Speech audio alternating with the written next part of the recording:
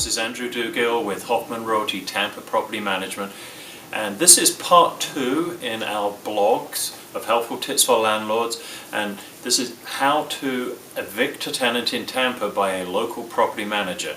And in part 1 we discuss alternatives to eviction. In this part we want to talk about preparing for the eviction. In part 3 we're going to discuss filing the eviction, and in part 4 what to do after you prevail in court. So how do you prepare for an eviction? Supposing you can't persuade your tenant to just move out.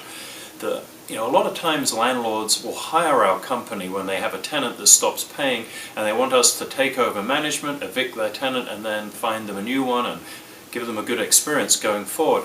And almost in every case where we've taken over management with a delinquent tenant, we have to construct an accurate ledger of what they have paid and what they haven't paid.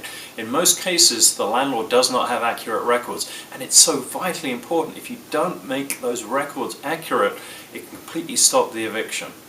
And the second thing we want to get our hands on is the lease, and then from the lease and the ledger we've constructed, we complete a 3-day notice.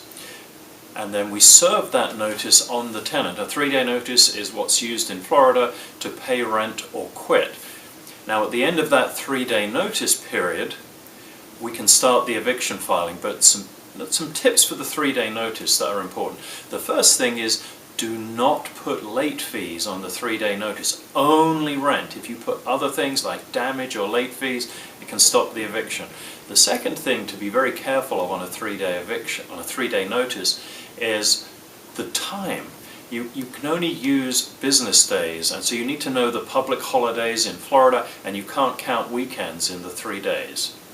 So this is Andrew Dugill with Hoffman Realty Tampa Property Management. If you've got questions about this blog today, I'd be happy to hear from you.